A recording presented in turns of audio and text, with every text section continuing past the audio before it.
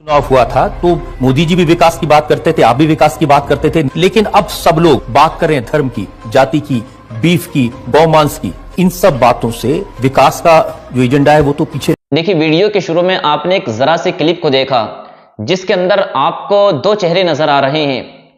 एक हमारे मुल्क हिंदुस्तान के गृह मंत्री यानी अमित शाह नजर आ रहे हैं, दूसरी जानिब जो सवाल कर रहे हैं वो रजत शर्मा आपको नजर आ रहे हैं। और आप सब जानते हैं रजत शर्मा वो पत्रकार हैं जो हर किसी से हर सवाल कर लेते हैं, ऐसे ऐसे सवाल जो पर्सनल सवाल हो वो भी कर लेते हैं। उससे पहले आपने एक वीडियो देखी होगी मेरे इस चैनल पर जिसमें उन्होंने योगी आदित्यनाथ से ऐसे ऐसे सवाल किए थे जो जवाब देने से कासर रहे थे। ऐसे ही इस वीडियो के अंदर रजत शर्मा ने अमित शाह से ऐसे ऐसे सवाल किए हैं। यकीन मानिए अगर आप इस वीडियो को देखेंगे तो आपको बहुत ज्यादा मजा आएगा। मैं समझता हूं कि अगर हर पत्रकार इसी तरह के सवाल करने के लिए अगर तैयार हो जाए तो हमारे मुल्क हिंदुस्तान के हालात बहुत बेहतर हो जाएंगे। आप जरा इस वीडियो को समाप्त कीजिए।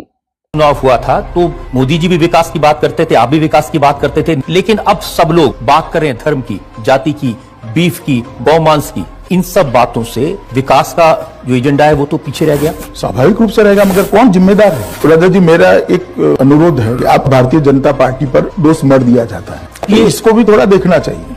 कैसे देखें जी, अगर वो ये बात कहें कि अगर बीफ खाना है तो भारत में मत रहिए।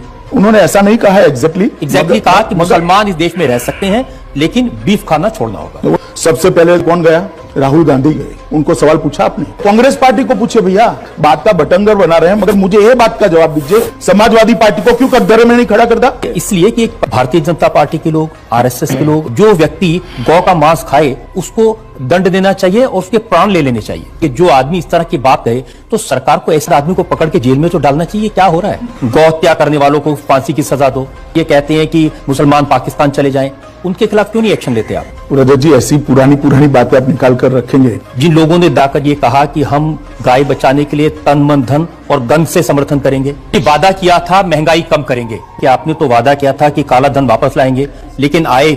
ये बोलना ठीक नहीं है, ये बोलना ठीक नहीं है। हर व्यक्ति के खाते में 15-15 लाख रुपए लाने की बात, किसानों से वादा किया था कि अच्छे दिन आएंगे, लेकिन आत्महत्या के नंबर बढ़ता जा रहा है, किसान सुसाइड कमिट कर रहे हैं। तो अखबारों की सुर्खियां देखकर मुझे सवाल करेंगे तो ऐसा ही होगा रजत जी। लेकिन अखबारों की सुर्खियां तो अभी ये है ना, किसान तो आत्महत्या कर ही रहे। मुझे लगता है ये सवाल कांग्रेस के नेतृत्व को पूछना चाहिए। और कि जनता का तो नुकसान होगा, के लिए जिम्मेदार कौन है? ये जिम्मेदार कांग्रेस पार्टी है। या फिर ये कहें कि भारतीय जनता पार्टी के नेताओं में अहंकार है और आपको उन्होंने नरभक्षी कहा बार बार। चलो भाई, मैं तो लालू जी का भाषण सुन रहा था, वो कह रहे थे कि अमित शाह ने तंत्र मंत्र का षड्यंत्र करके उनके ऊपर पंखा गिरा दिया। मैं लालू जी को अपने ही बयानों को थोड़ा याद कराना चाहता हूं कि वो ही कहते हैं कि कौवा काटेंगे, कबूतर काटेंगे, चूहा भगाएंगे, हल्दी और उसका धुआं करेंगे। मुझे ये समझ में नहीं आता, कौवा काटने से पानी आएगा क्या? कबूतर काटने से रोड बनेगा क्या? हल्दी और जो वो क्या होता है सिंदूर, क्या कुछ बोले थे, उसका धुआं करने से शिक्षा आ जाएगी क्या? या चूहा भगाने से रोजगारी आ जाएगी? मुझे मालूम नहीं कौन से जमाने में लालू जी जी रहे। शुरू के दिनों में जब चुनाव हुआ था तो मोदी जी भी विकास की बात करते थे, आप भी विकास की बात करते थे, नीतीश कुमार भी बताते थे क्राइम के आंकड़े कितने हैं वो, लेकिन अब सब लोग बात कर रहे हैं धर्म की, जाति की, बीफ की, गौमांस की। देखिए, आपकी लाइब्रेरी से सारे भाषण निकाल कर देख लीजिए, किसने गौमांस का भाषण सबसे पहले, भाषण या इंटरव्यू बिहार में किया? आपको मालूम होना चाहिए, लालू जी ने किया। अगर लालू जी ये कहते हैं गाय के मांस और बकरी के मांस में मूलतः कोई फर्क नहीं है, इस बात से देश के काफी बड़े हिस्से में लोगों की भावनाएं आहत होती हैं। लेकिन इन सब बातों से विकास का जो एजेंडा है वो तो पीछे रह गया। स्वाभाविक रूप से रहेगा, मगर कौन जिम्मेदार है?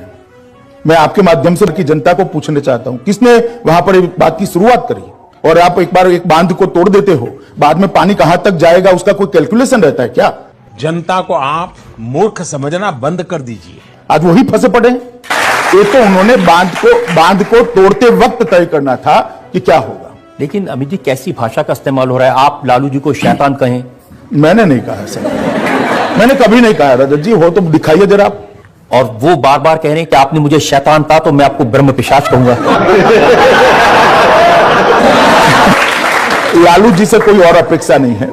और आपको उन्होंने नरभक्षी कहा बार बार। अच्छा बात नहीं है। चलिए, वो कुछ भी कहते रहे, मैं शुद्ध शाकाहारी व्यक्ति हूं। ये झूठ है, झूठ है, झूठ है। राजा जी, मेरा एक आपको भी अनुरोध है कि आप इसका भारतीय जनता पार्टी पर दोष मत दिया जाता है, अब ये इसको भी थोड़ा देखना चाहिए। कैसे देखें जी, अगर मुख्यमंत्री जिम्मेदार व्यक्ति हैं, वो ये बात कहें कि अगर बीफ खाना है तो भारत में मत रहिए। उन्होंने ऐसा नहीं कहा एग्जैक्टली कहा कि मुसलमान इस देश में रह सकते हैं लेकिन बीफ खाना छोड़ना होगा। वो ठीक है, ऐसा उन्होंने नहीं बोलना चाहिए। उन्होंने खुद खेद व्यक्त किया है और पार्टी ने भी कहा है कि खट्टर जी के बयान के साथ पार्टी इत्तेफाक नहीं रखती, वो उनका व्यक्तिगत बयान है, उन्होंने बयान नहीं देना चाहिए, उसमें दो राय नहीं है। सबसे पहले कौन गया? राहुल गांधी गए। उनको सवाल पूछा आपने? वो तो बोलते ही नहीं है। मगर वो नहीं बोलते हैं तो कांग्रेस पार्टी को पूछे भैया। ये ठीक है, उनके मुंह से शब्द निकल गया, उसको पकड़कर बात का बटंगर बना रहे हैं, मगर मुझे ये बात का जवाब दीजिए, इवन आपका चैनल भी समाजवादी पार्टी को क्यों कटघरे में नहीं खड़ा करता? करना चाहिए या नहीं करना चाहिए? काफी लोग तो ऐसे हैं जो मोदी क्यों चुने न जाए इसका एक पत्र पारित किए थे लोकसभा के चुनाव में, अब चुनकर आ गए, तो हम क्या करें? जनता ने चुना है भाई। इसलिए कि एक परसेप्शन ये बना है कि भारतीय जनता पार्टी के लोग, आरएसएस के लोग, जो व्यक्ति गौ का मांस खाए उसको दंड देना चाहिए और उसके प्राण ले लेने चाहिए। इस सज्जन को क्या तकलीफ है भाई? क्या तकलीफ है इनको? मैं दो हिस्सों में आपका सवाल है, दोनों हिस्सों का जवाब देता हूं।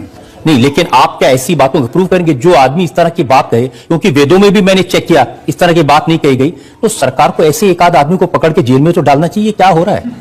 गौ हत्या करने वालों को फांसी की सजा दो। जो गिरिराज सिंह ये कहते हैं कि मुसलमान पाकिस्तान चले जाएं, उनके खिलाफ क्यों नहीं एक्शन लेते आप? देखिए रजत जी, ऐसी पुरानी पुरानी बातें आप निकाल कर रखेंगे तो बहुत सारा दोनों ओर की काफी चीजें सामने आएगी। जिन लोगों ने दाकर ये कहा कि हम गाय बचाने के लिए तन मन धन और गन से समर्थन करेंगे, मैंने कहा देखिए, इस प्रकार के किसी भी बयान से भारतीय जनता पार्टी इत्तेफाक नहीं रखती है। अमित जी वादा किया था महंगाई कम करेंगे और दाल हो गई 200 रुपए किलो। मुझे क्रेडिट नहीं चाहिए। कह रहे हैं कि मोदी जी ने कहा था ना खाऊंगा ना खाने दूंगा, वो दाल के बारे में कहा था। रजत जी, महंगाई के आंकड़े हमारे बहुत नीचे चले गए हैं। खुदरा महंगाई जो 7.7% रहती, वो अभी अभी हाईएस्ट 4.1% पर आई है। मुझे निश्चित भरोसा है कि भारतीय जनता पार्टी की सरकार महंगाई को काबू करेगी। तो करना, परेशान हो गए हम लोग 2.5 साल से, ये भी परेशान हो गए, हम भी परेशान हो गए, करो फिर, क्यों नहीं कर रहे? एक ऐसा समय आया है कि अभी 200 रुपया दाल है, इससे कोई इनकार नहीं है और वो चिंता का ही विषय है, गंभीर चिंता का विषय है। मगर सरकार भी चिंतित है और एक्शन भी ले हैं। कि आपने तो वादा किया था कि काला धन वापस लाएंगे, उसके लिए कानून भी बनाया, लेकिन आए तो पहली बात तो ये कि भारतीय जनता पार्टी ने कुछ नहीं किया, ये बोलना ठीक नहीं है। सारे एक्शन हुए हैं। विदेशों में जमा काला धन हर व्यक्ति के खाते में 15-15 लाख रुपए लाने की बात विपक्षी दलों को ये एक राजनीतिक जुमला है। बिल्कुल, आपने मेरे दिल की बात बता दी। स्वाभाविक रूप से मैंने जो कहा तो मैं फिर से रिपीट कर देता हूं।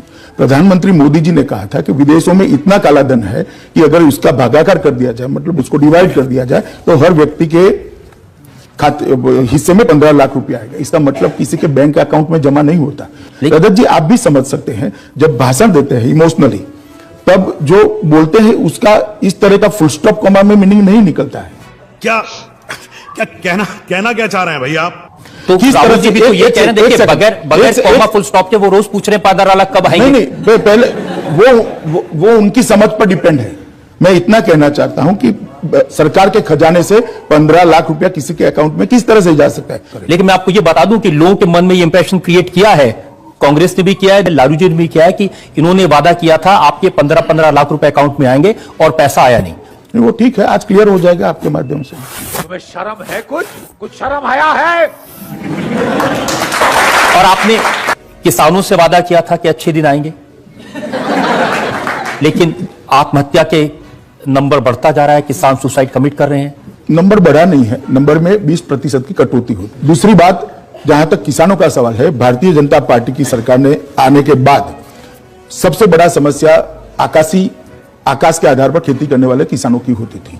जो कुदरती आपदा जब आती थी तब कहीं के नहीं रहते थे।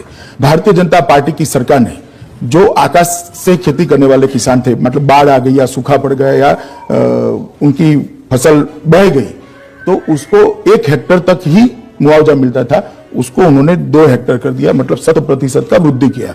दूसरा, पहले 50% का नुकसान किसान का होता है तो ही उसको मुआवजा दिया जा सकता था, उसको घटाकर हमने 33% कर दिया, मतलब 42% किसान बढ़ गए मुआवजा लेने वाले।